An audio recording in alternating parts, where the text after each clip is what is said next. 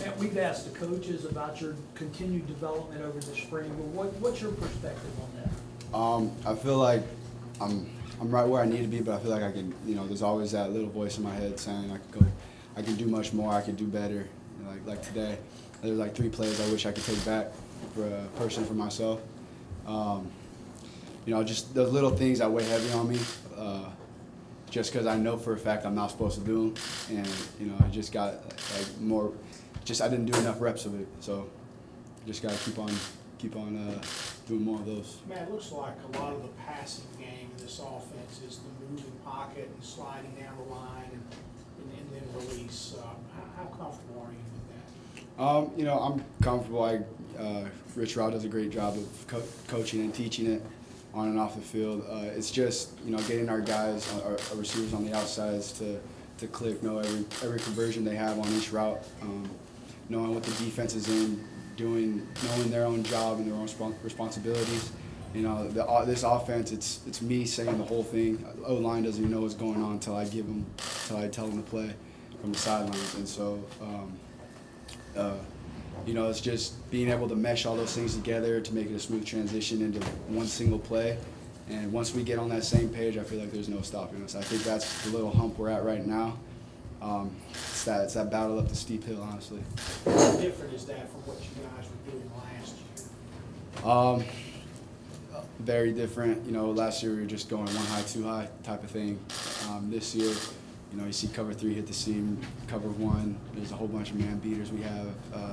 Cover 4, like there's just areas of the field that the defense isn't, and we're supposed to attack those, and it's my job to know, mine and the receiver's job to know that before the snap of the ball. So I think that's the part that we need to click on, and that's the battle I'm talking about. And it comes with reps, it comes with the chemistry on and off the field.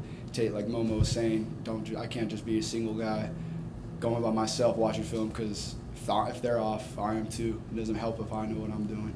So I got to make sure the receivers and the tight ends and sometimes the O-line, depending on what it is, they get in that film room, they know what they're doing mentally, and being able to transition before the snap of the ball.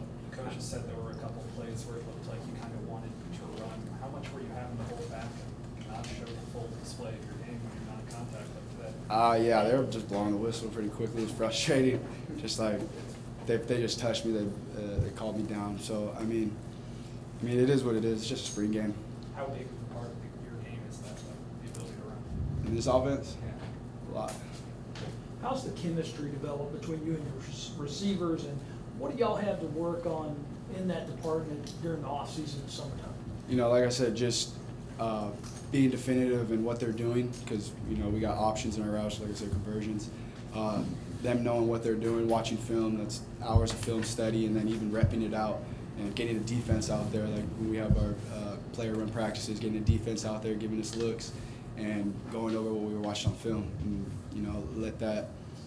let them learn what they're looking for. Teach them how to read the defense, and they got a good grip of it. It's just that they're not consistent with it. So I feel like more repetition of doing certain plays that require conversions, just doing more of that, and having the defense out there giving us looks. You connected a bunch with Elijah, especially early. How's your relationship with him kind of grown over the spring? Yeah, so Elijah's one of those guys who's pretty smart, and he understands defenses. He was one of the first receivers to really click with me. It just happened to be that way. It's like he's a hard worker, and that whole room's a hardworking person, people in there. And it's really the hard part is just getting everybody together to really put in the work. It's getting everybody in there, making sure they're doing what they're doing, knowing what they're doing, if they're doing it right, and getting out there and actually executing. Redshirt freshmen aren't usually the guys that are having to organize a lot of the stuff. I know you're a quarterback, you have to be a leader, but it's usually an older guy doing that. Is that a role that you just pretty much have to accept and carry on? No, I don't think of it like that. I feel like I'm supposed to be here. I'm in this position. I have big shoes to fill, but I feel like I'm supposed to be able to fill them. There's no pressure. It's self-inflicted. It's something that happens when you're not mentally ready or prepared. So I feel like, you know, even on the outsides and our O-line, they're young too, as of experience. So it's just having those people come together and really just knowing what they're doing and doing their job. From your vantage point this spring, how different has the defense looked than maybe it looked last year? Coach McIntyre is really good at giving different looks. He's really good at disguising their defense, and you know, I was about to go into details, but he's really good at giving certain looks. You know, it's only going to help me. When he was throwing a whole bunch of stuff at us, like day one, moving everybody around on the defense, just giving me Steeler fronts from 4 down. Like, it's just a whole bunch that really I just seen a short period of time with him, and it's only helped me get better.